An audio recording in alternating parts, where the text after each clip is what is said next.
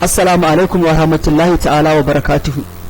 Barkanmu da wannan lokaci kuma barkanmu da sake saduwa da ku a wani sabon bidiyon namu. A baya idan ba ku manta ba ko in ce waɗanda suke biye da mu a wannan channel tun farkon buɗe ta, mun yi videos da yawa akan forex trading, wato yadda ake yin forex. Tun farko dai mun yi bayani akan yadda ake saita ita application da ake amfani da ita a waya, wato mt4 da kuma mt4 inda muka yi bidiyo sosai akan yadda mutum zai saita ta, da kuma yadda mutum zai bude demo account, da kuma yadda mutum zai bude real account har ya fara trading, da kuma abubuwa da yawa waɗanda muka yi akai su indicators, su settings, su abubuwa dai da dama mun yi su akan forex, inda muka yi bidiyo akan yadda ake a waya. Kuma a lokacin da muka yi application din baya clear sosai, mutane da yawa sun dan yi mana korafi akan baya fitowa sosai saboda yanayin application din da muka yi amfani da ita, wato video recorder din da muka yi, da kuma a wancan lokaci abubuwa ba su kankama kamar yanzu ba. So shine muka ga tun a wancan lokacin daman mutane suna ta tambaya mu akan cewar a dinga musu akan na computer, saboda wasu da yawa suna da kwamfuta kuma suna so su rinka trading da kwamfuta, to su ma suka ce suna so a dinga musu bidiyo saboda akwai bambance-bambance tsakanin ita wannan mt4 ta waya da kuma ta kwamfuta. So tun lokacin dai Allah bai nufe mu ba, sai yanzu Allah ya ba mu iko kuma muna so insha Allahu wannan shine bidiyo namu na farko da za mu fara tutorial akan forex trading da Hausa da kuma kwamfuta, wato akan kwamfuta. So kamar yadda kuke gani wannan application ne na mt4 wanda za ku ga ya sha bamban da na waya, sannan kuma akwai settings da yake da shi da yawa wanda babu a yake da su da yawa wanda babu a na waya. So wannan kamar yadda kuke gani dai wannan chat din nan namu gashi nan wannan gurin,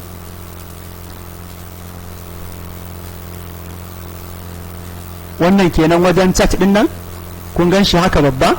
So akwai setting da ake mai da yawa wanda mutum shine zai sa irin kalar da yake so, wato irin kalar da kake so shi zaka sa. So amma yanzu na san mutane ba za su fahimta sosai ba, saboda yanzu shine bidiyon mu na farko, mun dan yi introduction ne akai, kuma idan muka ga yadda kuka kalli bidiyon da kuma yadda aka yi liking dinsa, to shine zai ba mu kwarin gwiwa mu ci gaba da yin bidiyo akan forex da Hausa, sannan kuma mu dinga muku akan kwamfuta saboda ya fi fitowa sosai, ya fi clear. So farko da idan ka bude na kwamfuta, wannan shine fuskar da zai kawo ka, amma za ku ga ya kawo muku shi a ƙanana da yawa. A misali bari mu ƙara wani muga,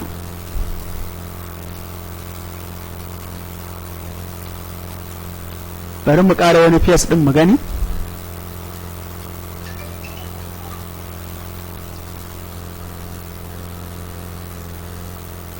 Yauwa bari mu ƙara wani window din mu gani, kamar yadda kuke gani bari mu ƙara wani window din. Ok, wannan euro jpy ce, to bari mu ƙara wannan. Ok,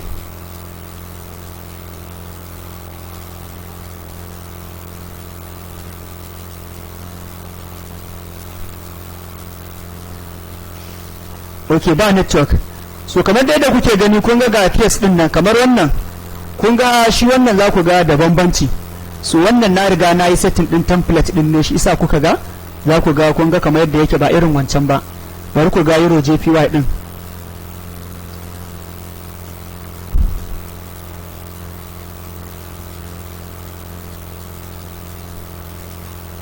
kun ga euro jpy din nan, to wannan shine ainihin template wanda yake a computer, shine wanda yake farko idan ka shigo wannan zaka gani. Kun ga candlestick din, kun ga kalarsa, sannan kuma kun ga akwai grid a cikin chart din, sannan akwai abubuwa da yawa. So duka mutum shine zai samu ya saita irin kalar da yake so. Yawa akwai abubuwa da yawa da zamu yi akan wannan MetaTrader din, wato tun daga nan gurin kun ga nan wannan shine file. So akwai abubuwa da suke a ciki, kun ga akwai new chat, akwai open offline, ga sunan dai abubuwa ne da yawa, har gurin login duk yana nan. Sannan ga view nan shi ma abubuwa ne da yawa, ga insert, ga chat nan, ga tools, ga window, wanda shine muka shiga yanzu za ku ga kun ga bambance na template din da muka yi a kowanne window, wato kowace PS. Kun ga kamar wannan kun ga euro USD ce, wannan kuma USD card euro JPY, duk dai ga su nan. So kowanne akwai template ɗinsa da muka yi mai daban. So abubuwan da za mu fara nuna muku kenan, wato yadda mutum zai shiga ya saita application din nasa na mt4 din, sannan kuma daga baya sai mu ci gaba da videos akan indicators da sauran abubuwa su chef da kuma su RIS da dai duk sauran abubuwan dai da ya kamata. Insha Allah za mu yi video akai. So abinda muke bukata dai, muna bukatar haɗin kanku, saboda hakan ne zai sa mu ga mutane suna bukatar a ci gaba da wannan bidiyo, wato tutorial din nan na forex da za mu ci gaba da Hausa, kuma wanda insha Allah kamar yadda na gaya muku akan kwamfuta za mu dinga yi. So kamar yadda na ce muku dai wannan bidiyon introduction ne, so ba na so yayi tsayi sosai, don haka a nan za mu dakata.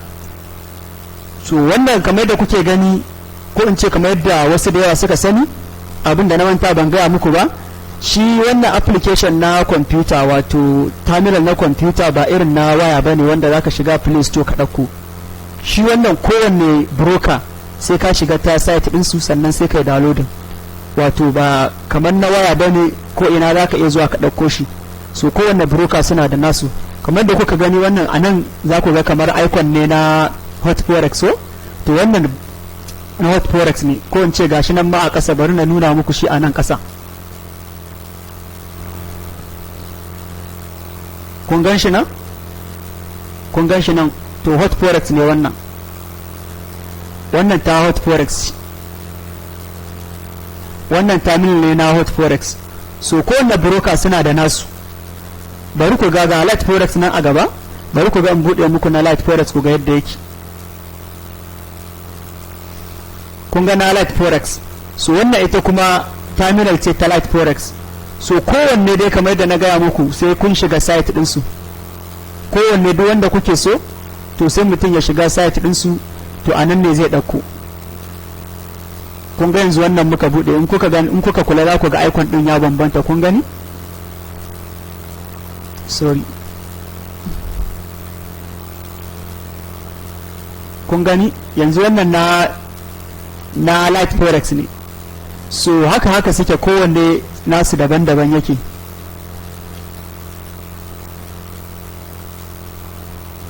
Kun gani ga window din, bari mu shiga. Ok, face biyu ne ma da mu anan. Kun ga wancan ne aka bude face da yawa. So kun ga wannan za ku ga bambanci tsakanin frame din, ko kun ga ko wannan da bambanci, bare kuma a ce wannan ɗayan na euro JPY din nan.